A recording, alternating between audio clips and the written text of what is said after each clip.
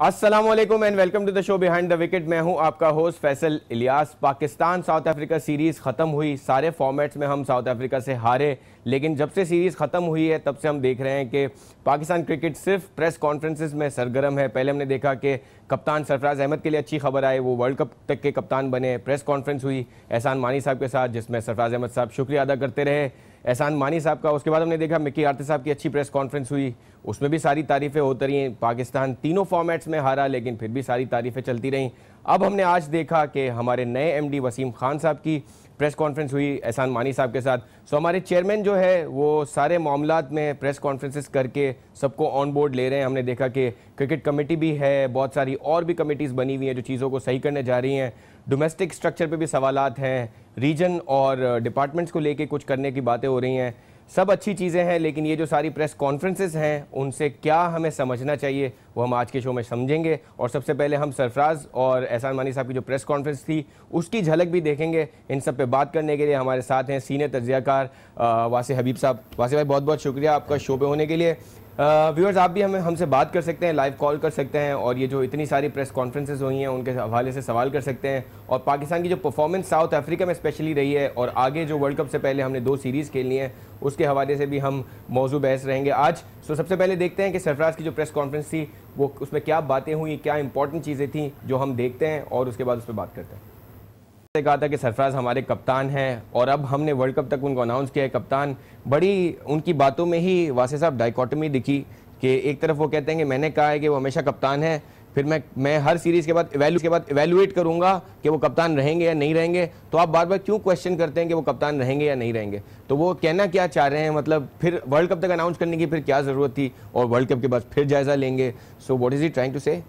देखें, यही चेयरमैन साहब थे काबिल एहतराम हमारे, जिनका ये कहना था कि सीरीज़ टू सीरीज़ हम रिव्यू करेंगे कैप्टनसी को भी, कि सरफराज की कप्तानी या किसी और प्लेयर की कप्तानी में कितनी जान है। आई थिंक कि जो final nail in the coffin. वैसे भाई, इसी बात में आप ये नहीं समझते कि कप्तान को सबसे ज्यादा कमजोर रखने के लिए ये बेस्ट तरीका है कि आप उसको हर सीरीज पे इवेलुएट करेंगे, कप्तान रहोगे अगले नहीं? बिल्कुल। लड़के कैसे सुनेंगे उसकी बात? बिल्कुल, मैं यही बात कर रहा हूँ। और ये शायद जो एहसान मानी साहब और सरफराज की जो प्रेस कॉन्फ्रेंस थी, इससे कबल जो वसीम अकरम साहब का 2 दिन कबल स्टेटमेंट था, वो आई थिंक जो है ना वो फाइनल से थी कि सरफराज ही को कप्तान रहना चाहिए। और भाई शुएब मलिक और हफीज ने तो रिटायर हो जाना है वर्ल्ड कप के बाद, आपके पास लॉन्ग टर्म सोल्यूशन नहीं है।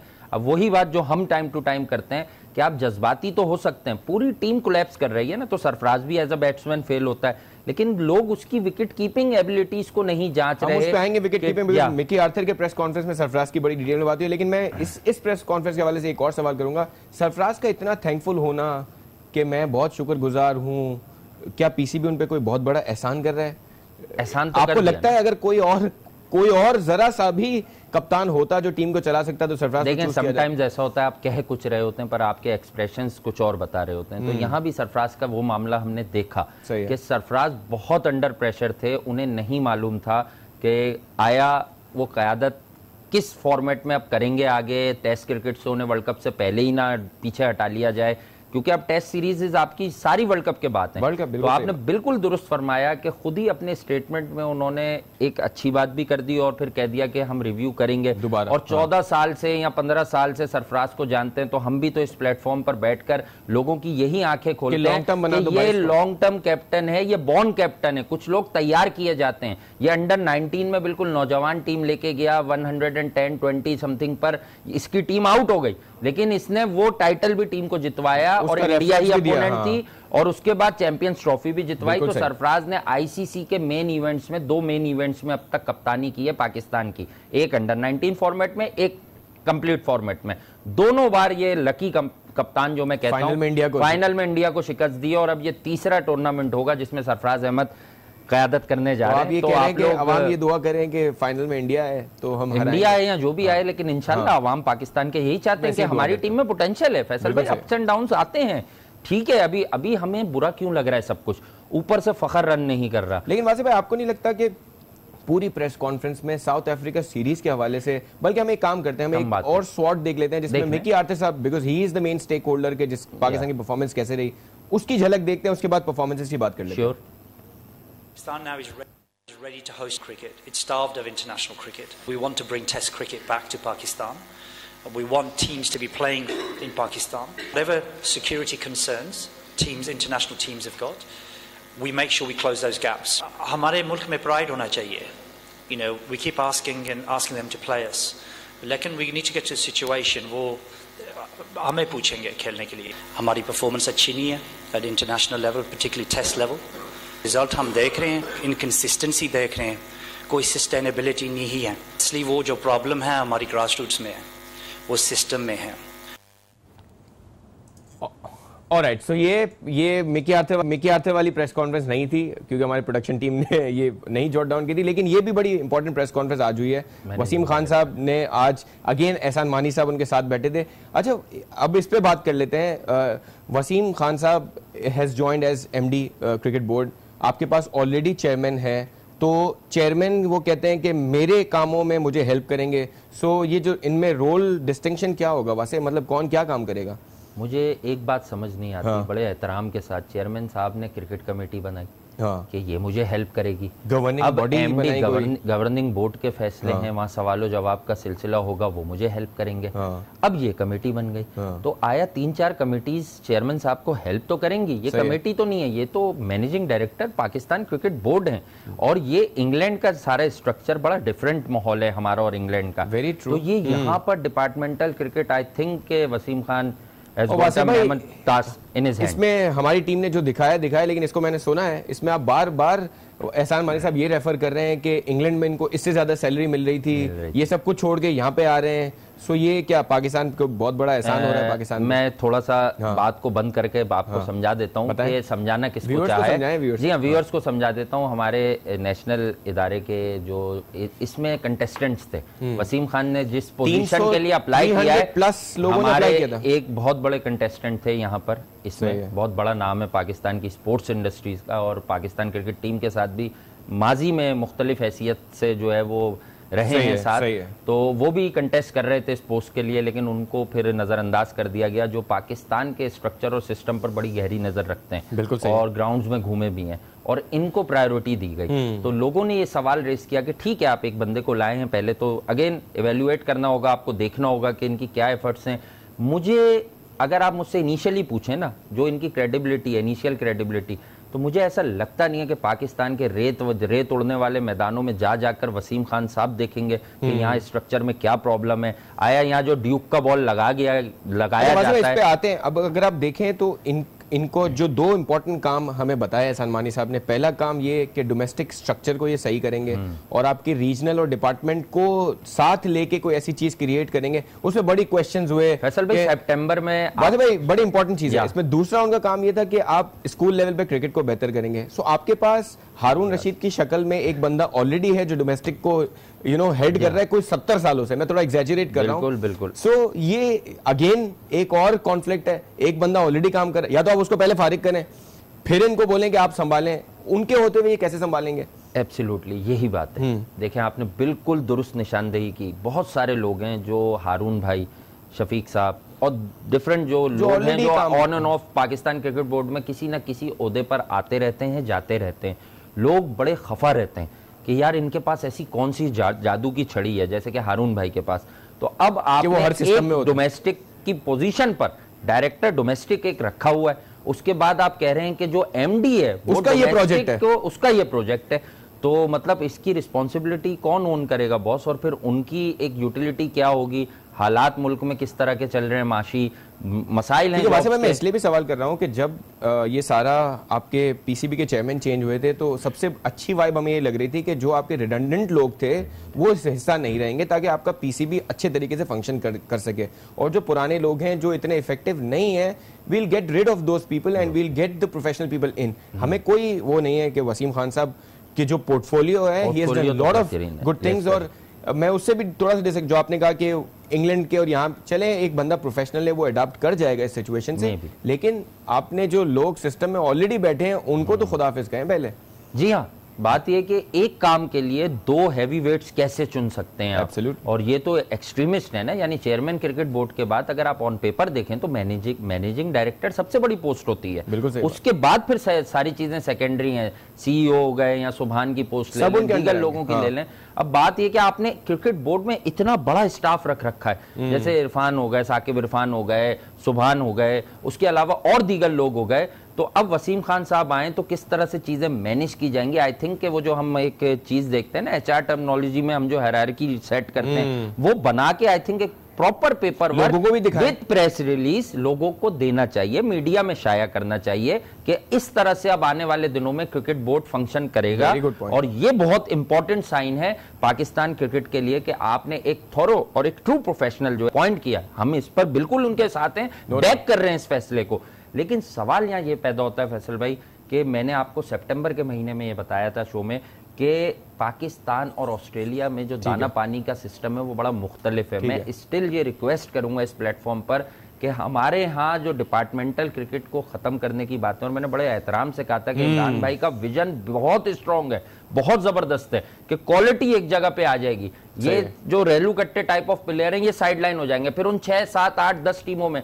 लेकिन देखें हमारे जरिए माश के मौके देखें, इतने लोग क्रिकेट खेलते हैं जो बेचारा टीम तक नहीं जा पाता, तो डिपार्टमेंट से उसकी रोजी रोटी चल रही है। बड़ा डिटेल में आएंगे बिकॉज बहुत सारे जर्नलिस्ट ने ये सवाल किया कि क्या डिपार्टमेंट क्रिकेट को खत्म किया जाएगा। उस पर एहसान मानी साहब ने क्लैरिफिकेशन दी कि नहीं, हमें नहीं खत्म करना, हम उन प्लेयर्स का ख्याल रखेंगे। उस पर मजीद बात करेंगे एक ब्रेक के बाद। खुशामदीद after the break on behind the wicket. हमारे साथ हैं वासे हबीब और आप व्यूअर्स हमारे शो का हिस्सा बन सकते हैं। लाइव कॉल्स के नंबर्स आपकी स्क्रीन पे डिस्प्ले कर रहे हैं, you can call us and talk to us. Wasay Habib से सवाल पूछ सकते हैं आप। ब्रेक पे जाने से पहले हम आज की जो प्रेस कॉन्फ्रेंस हुई है जिसमें अगेन एहसान मानी साहब थे और हमारे नए पीटीवी के पीसीबी के एमडी जो है वसीम खान वो भी थे, और हमने देखा कि रीजनल क्रिकेट और डोमेस्टिक क्रिकेट को कंबाइन करके कोई फॉर्मेट लाने की कोशिश की जाएगी वासे भाई। और हमने ये बात तो डिस्कशन कर ली कि ऑलरेडी लोग हैं जो डोमेस्टिक की चीज़ों को देख रहे हैं, उनका क्या होगा। और सबसे बड़े स्टेक होल्डर्स जो डोमेस्टिक क्रिकेट के हैं वो हमारे वो प्लेयर्स हैं जो हज़ारों प्लेयर्स हैं जो डोमेस्टिक से उनके घर चलते हैं, डिपार्टमेंट्स उनको पे करता है। उसके हवाले से एहसान मानी साहब ने ये ज़रूर क्लैरिफिकेशन दी कि वो क्रिकेट ख़त्म नहीं होगी, उन प्लेयर्स का ख्याल रखा जाएगा। उनमें से बहुत सारे प्लेयर्स को डिफरेंट ड्यूटीज़ पे, वो हो सकता है कोचेस बने, वो हो सकता है अंपायर्स बने। डू यू थिंक के all of this is relevant? ऐसा हो सकता है कि प्लेयर्स 30+ होगा और वो अंपायर बनना चाहेगा, वो कोच बनना चाहेगा, ऐसे मुल्क में जब 36 साल की उम्र में भी मिसबाह उल हक टीम के कप्तान बने। So do you think that is possible? क्या आपको लगता है कि इन बातों में कोई प्रैक्टिकलिटी है? देखें, अगर क्रिकेट बोर्ड ने अरबाब इख्तियार है ना, अरबाब इख्तियार ने अगर ठान ली है तो फिर तो मजबूरी है, फिर तो ऐसा होगा। अगर प्लान है ना, एग्जीक्यूशन की तरफ अब आप जा रहे हैं, आप इशारा भी दे रहे हैं, इतनी बड़ी आप मामूली प्रेस कॉन्फ्रेंस तो नहीं कर रहे, आप अपने एमडी को वेलकम कर रहे हैं, और आप जो मेन एजेंडा है, 2 एजेंडा दिए उन्होंने, हाँ, उस बड़े 2 एजेंडे में आप पहला एजेंडा क्लियर कर रहे हैं, क्लैरिफाई कर रहे हैं कि डोमेस्टिक क्रिकेट यानी कि आप डिपार्टमेंटल क्रिकेट को जम करेंगे किसी तरह। 2 चीजें बड़ी कॉमन थी मिकी आर्थर की प्रेस कॉन्फ्रेंस और आज की प्रेस कॉन्फ्रेंस में। मिकी आर्थर ने भी कहा कि डोमेस्टिक में बहुत ज्यादा क्रिकेट हो रही है, और आज भी ये कहा गया कि डोमेस्टिक में बहुत क्रिकेट हो रही है लेकिन उसका कोई फायदा नहीं है। So which again you know gives us the signal कि जो डोमेस्टिक में हो रहा है वो फारिग काम हो रहा है। मिकी आर्थर की बयान पे बात कर लेते हैं पहले ना।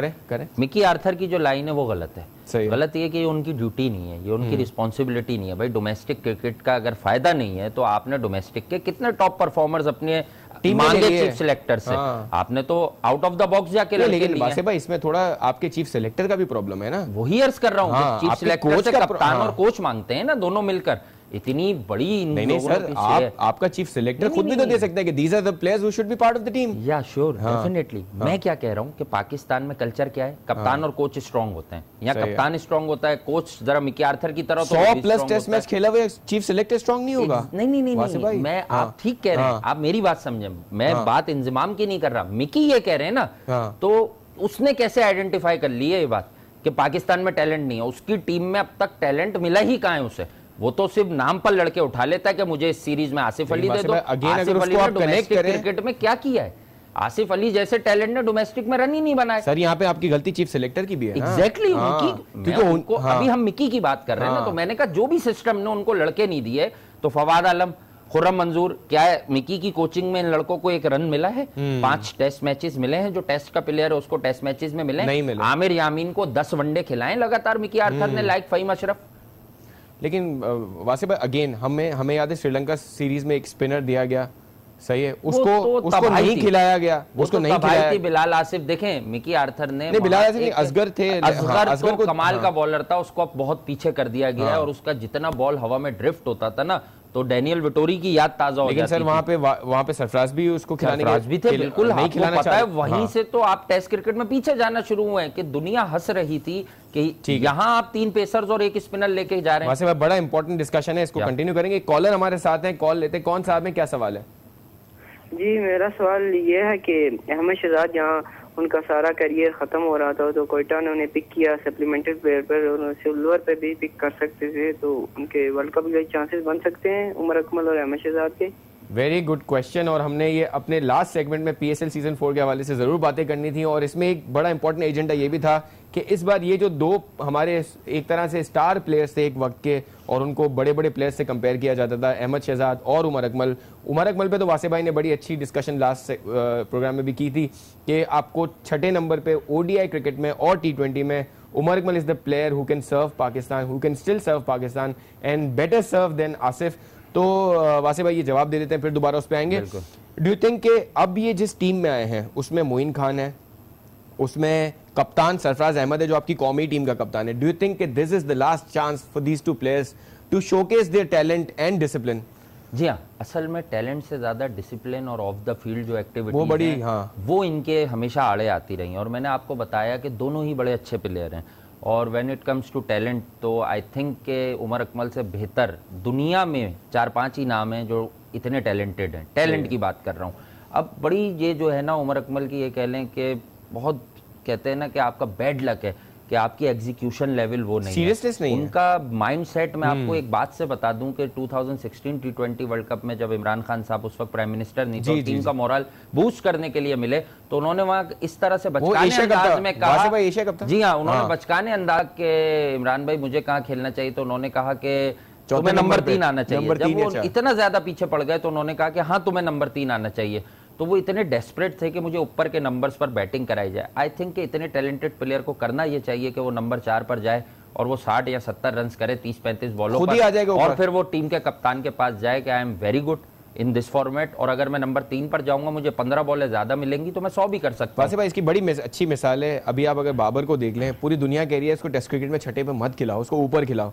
Why? Because he is performing so well on the position of 6th कि वो लोग कह रहे हैं कि उसको ऊपर खिलाओ। थोड़ा डिफरेंट है, दोनों मामलात में थोड़ा सा अपोजिट जो है ना एक एलिमेंट है। मैं आपको बताता हूँ, बाबर को पहले टेस्ट क्रिकेट में ऊपर ही खिलाया था, वो नहीं स्ट्रगल कर रहे थे, नहीं चल पाए, तो क्योंकि उनपे इतना बिलीफ था और पता था लोगों की उंगलियां भी पॉइंट आउट कर रही हैं उनकी जाने, एक होता है फिर उन्हें नंबर 6 पर ले जाकर एक लग्जरी दी। अब हाँ, अब वक्त आ गया है कि अब दोबारा अगर अजहर अली की परफॉर्मेंस और फिटनेस मशकूक रही जितनी आजकल चल रही है, तो मुझे लगता है आने वाली 1-2 सीरीज के बाद ऐसा ही होने वाला है कि अजहर अली अभी खड़े हैं तो उनकी सेल्फ रिस्पेक्ट की वजह से बाबर नंबर 6 पर आ रहे हैं, लेकिन बाबर अनकरीब आपको टेस्ट टीम में भी 1 डाउन पोजीशन पर मिलेंगे। अगर आप परफॉर्म करेंगे तो लोग खुद बात करेंगे कि आपको ऊपर जाने की जरूरत है। अब हम बात कर रहे हैं ना, पहले लोग ही कहना।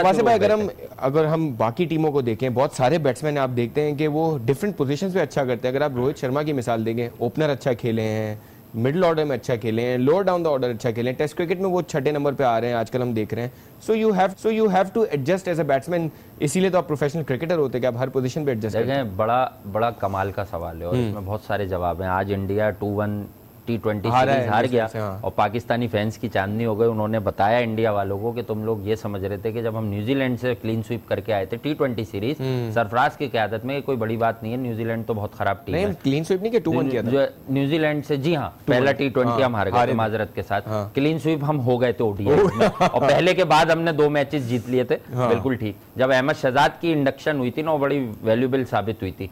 तो कहने की बात यह है कि पाकिस्तान का कल्चर और इंडिया का कल्चर दोनों सेम है, सिमिलर डायरेक्शंस होती हैं, लेकिन क्रिकेट में इंडिया ना, माजरत के साथ क्रिकेट की बात कर रहा हूं, मैं खुद पाकिस्तानी हूं, मेरा दिल धड़कता है अपने मुल्क के साथ, लेकिन क्रिकेट में इंडिया थोड़ा सा हमसे आगे जा रहा है। वो कहते हैं ना कि एक स्टेप आगे की बात पहले समझ रहा है कि हमें विजन का बड़ा फर्क है ना, विजन का बड़ा फर्क है, और प्लेयर्स का क्वालिटी का भी फर्क है कि उनकी डोमेस्टिक क्रिकेट में भी सर 550 रन ही होते हैं, बॉलर एड़ियां रगड़ रगड़ के मर जाता है, यहाँ भी होते हैं, लेकिन उनकी प्रोडक्ट जब आती है ना आलमी क्रिकेट में, तो उनके पास रोल मॉडल्स हैं, विराट कोहली, अब आपके पास रोल मॉडल जो है वो ऐसा है जो कन्वर्टेड बैट्समैन है। मैं किसी इंसान के ऊपर बात नहीं कर रहा, यानी हफीज और शोएब मलिक आज भी देखें तो ऑन पेपर तो ऑलराउंडर्स हैं ना, ये कन्वर्टेड बैट्समैन है। तो मोस्ट सीनियर प्रोज जो हैं आपके वो खुद ऑलराउंड क्रिकेटर्स हैं, वो टॉप के बैटर्स नहीं है हमेशा से। तो आपके पास रोल मॉडल नहीं है लाइक जावेद भाई, लाइक जहीर भाई, लाइक इंजमाम उल हक, लाइक मोहम्मद यूसुफ, यूनिस भाई, मिसबा भाई। तो ये चीजें मिसिंग हैं, तो वहां इसीलिए ये एक ना जान है। रोहित शर्मा एशिया कप जितवाकर चला गया, इंडिया में कौन सी ऐसी डिबेट हो गई कि विराट कोहली को कप्तानी से हटाओ, और रवि शास्त्री साहब ने तो दौरे हाजिर में उन्हें जितना इफेक्टिव करार दे दिया, जो कि मेरी नजर में पाकिस्तानी होने की हैसियत से नहीं, एज एन एनालिस्ट भी मेरी नजर में बहुत स्टूपिड रिमार्क्स हैं। क्योंकि जावेद भाई जिस दौर की बॉलिंग खेला करते थे जनाब, वो 80s और 90s की बॉलिंग तस्वुर की जाती है। मैं आपको बताऊं वसीम और वकार भाई के एरा में क्या फर्क था। यहाँ ब्रेक से पहले ये पॉइंट ले लीजिए, Curtly Ambrose, Wasim Akram, Waqar Younis, Courtney Walsh, Allan Donald, मार बहुत लगती थी और तेज थे। सही है। ये 5-7 नाम थे आपके पास जो क्रिकेट में तहलका मचाया हुआ था। लेकिन उस वक्त एक टीम में 4 बॉलर जितने खतरनाक होते थे। सिल्वेस्टर क्लार्क बाहर बैठा करते थे वेस्ट इंडीज के लिए, वो बॉलिंग खेली है भाई जावेद मियांदाद और गवास्कर ने। बिल्कुल सही है। और so we'll go for a break, when we come back हम बात करेंगे पीएसएल सीजन 4 के हवाले से, जिसके लिए सारे शायकीन बेताब हैं और उनकी बहुत सारी कॉल्स भी आने वाली हैं। सो हम ब्रेक के बाद बात करते हैं उस पर। खुशामदीद after the break on behind the wicket. हमारे साथ है वासे हबीब, और आप भी हमारे शो का हिस्सा बन सकते हैं, लाइव कॉल कर सकते हैं। हमारे नंबर्स जो है आपकी स्क्रीन पे डिस्प्ले हो रहे हैं। अब जैसे हमने आपसे प्रॉमिस किया, एक पैकेज दिखाते हैं पीएसएल सीजन 4 के हवाले से। इनफैक्ट ये पीएसएल के जो अब तक की परफॉर्मेंसेज है 3 सीजन में, जिस टीम ने ज्यादा मैचेस जीते हैं, कम जीते हैं, और बड़े सरप्राइजिंग क्वेश्चंस भी हैं, उसको लेके हम जो ब्रेक पे डिस्कस भी कर रहे थे। सो लेट्स सी पैकेज की कौन सी टीम जो है वो सबसे ज्यादा सक्सेसफुल रही पहले 3 सीजन्स में, ताकि हम ये अंदाजा लगा सकें कि चौथे सीजन में क्या होने वाला है। सो लेट्स सी पैकेज और उसके बाद बातें शुरू करते हैं। ये कहता है कि लाहौर जो है वो नाकाम टीम साबित हुई, लेकिन अगर देखा जाए तो नाकाम तो कराची की भी टीम हुई। मतलब वर्ष से एक सेकंड वर्ष जो टीम है वो कराची है, और उसमें आपके जो कोच हैं जिस पे बड़ी बातें हो रही हैं कि अब जो है वो पूरा सीजन होने के बाद हमने ये डिसाइड किया है कि अब उस कोच को जो है ना दोनों जगह पे कोचेस नहीं रखेंगे जब उनका पाकिस्तान के कोच का टर्म खत्म हो जाएगा। तो सबसे पहले तो ये बताएं कि जो सेकंड वर्स्ट है कराची, उस पर अगर बात करें, आपके हिसाब से क्या रीजन है कि इतना बड़ा कोच, इतनी महंगी टीम, इतने बड़े प्लेयर्स होने के बावजूद इतनी अनसक्सेसफुल रही है? अच्छा, मैं एक्सपेक्ट कर रहा था। अच्छा, पहले तो बड़ी मुबारकबाद प्रोडक्शन टीम को, क्योंकि मेरी भी करियर की इब्तिदा इन्हीं कामों से हुई थी। ये बड़ा खूबसूरत पैकेज था, ब्यूटीफुल पैकेज। और आई थिंक के प्रोडक्शन टीम, इरफान भाई, अकबर भाई, इन लोगों ने बड़ी मेहनत की इस पैकेज में, और परसेंटेज भी आ रही थी जो हम बता रहे थे पैकेज में, लेकिन वो बड़ी एक्यूरेट आ रही थी। मैं नोट कर रहा था स्क्रीन पे 62.5 आ रही थी पेशावर की और इस्लामाबाद की। उसके बाद पेशावर की जो ओवरऑल परसेंटेज है वो शायद क्वेटा की बहुत अच्छी होगी, क्वेटा की, जी लेकिन ऐसा नहीं है, इस्लामाबाद। अच्छा देखें, अब हमने नीचे से आना है, क्योंकि आपका सवाल जो है, आपका हुक्म नीचे से हुआ है। तो बात यह है कि कराची किंग्स जो है, कराची किंग्स की और लाहौर कलंदर्स की कहानी यह है कि unsettled sites here and there, इसको बुला लिया, उसको बुला लिया। कराची किंग्स के बाद जी हाँ, शोएब मलिक, बीच में मसले हो गए, मसाइल क्रिएट हुए।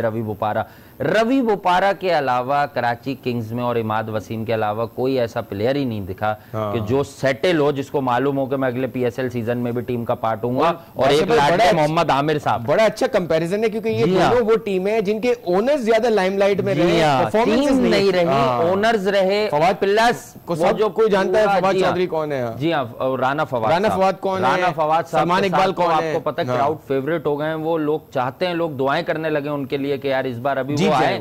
रिसेंटली वो कल परसों होके गए कराची, और उन्होंने ये दुआ की है कि इंशाल्लाह इस बार हम यहाँ फाइनल खेलेंगे। थिंक टैंक का प्रॉब्लम होता है। देखिए, जो फ्रेंचाइज क्रिकेट होती है ना, इसमें थिंक टैंक जो होता है वो अपनी तरफ से तो अच्छी एडवाइसेस देता है, लेकिन अगर यहाँ आप जरा सी गलती कर गए ना तो बैकफायर कर जाती है ना वो चीजें, तो बड़ा डिजास्टर। अच्छा, वैसे मैंने कराची का सवाल स्पेसिफिकली इसलिए किया था कि if we have to find out कि कौन सी टीम किस वजह से जीतती है। सो इस्लामाबाद में हमने देखा था पहले सीजन में वो इतने स्ट्रांग नहीं थे, लेकिन उन्होंने आखिरी जो लीग में हमने देखा, उन्होंने बिल्कुल ही जो है ना सारी, हमें लगने लगा कि वो वाइप आउट करेंगे हर टीम को। सो अगर कोच इतना इंपॉर्टेंट नहीं है तो why do you need a coach which is the coach of the national team? बहुत अच्छा सवाल है। देखें, मिकी आर्थर के रवैयों पर बात करना या दूसरी चीज़ों पर बात करना, हम बिल्कुल बरमला इजहार करते हैं। हमें उनसे, वो कोच हैं, क्वालिफाइड कोच हैं, हमें उनसे कोई वैसे तो कोई प्रॉब्लम नहीं है, बिल्कुल सही, हमारी टीम हार रही है, ये प्रॉब्लम है। जितने बड़े क्रिकेटिंग नेशन का कोच रखा है, तो ऑब्वियसली सबसे पहले इतना बड़ा हाईली पेड कोच जो है वो अकाउंटेबल तो हो। एब्सोल्युटली। तो अगर वो एक फ्रेंचाइज को भी आगे लेकर नहीं जा रहा और उस फ्रेंचाइज में मसाइल क्रिएट हो जाते हैं कि खुर्रम मंजूर उसे पसंद नहीं आते, बाबर आजम और खुर्रम मंजूर सुहेल खान को उन्होंने लाहौर से एक्सचेंज किया, लेकिन इस बार वापस ले आए। क्यों? क्योंकि अब उनकी बात होनी खत्म हो गई। तो वो बेसिकली प्रॉब्लम शुरू हुई थी अजहर महमूद साहब के साथ, फिर आगे जाके कोच भी उसका पार्ट हो गए। तो बात यह कि शक्ल देखकर ही अगर लड़के खिलाने, तो आप तो फ्रेंचाइज क्रिकेट में भी देख सकते हैं उनका बायसनेस। सही बात है। तो फिर आप बात पाकिस्तान टीम की करते हैं, तो देखें कोच की जो नियत और फितरत है ना, तो उस पर बड़े प्रॉब्लम्स हैं। कहते हैं ना आदतें बदली जा सकती हैं, फितरत बदली नहीं जा सकती। सही बात। तो फितरत फितरी है, वो फितरी तौर पर एक ऐसा प्रॉब्लमेटिक कैरेक्टर तो है वो कोच कि वो जिस बंदे पर हाथ रख दे उसको वो लंबा रन दे देता है। एक दिन हाथ हटाता भी है। आपको नहीं लगता कि ये सारा जो एक तो उनको सिलेक्ट करना, एक ऐसा बंदा जो ऑलरेडी उसका पता था कि वो प्लेयर्स के साथ उसकी जंग चलती रहती है, हमने बारहा जिक्र किया है उनकी, साउथ अफ्रीका ने उनको सैक किया, ऑस्ट्रेलिया में उनके पंगे, उसके बाद उनको इतना फ्री हैंड देना, उनको 2-2 जॉब्स देना, कोई अकाउंटेबिलिटी ना होना, प्रेस कॉन्फ्रेंस में उनका कॉन्फिडेंस देखने वाला था, कोई उनको प्रॉब्लम नहीं थी कि पाकिस्तान इतनी बड़ी सीरीज में हार के आ रहा है। सो डू यू थिंक कि ये सारा हमारी अपनी भी गलती है कि किस तरह हमने इनको इतने चांसेस दिए? ये जो लीग क्रिकेट होती है ना, इसमें प्योरली जो है फ्रेंचाइज ओनर की सवाबदीद होती है। ये सही है। वासिफ भाई, we have to close the programme right now. आपका शुक्रिया अदा करेंगे, व्यूअर्स आपका भी शुक्रिया अदा करेंगे। आपसे मुलाकात होगी दोबारा। Keep watching our show.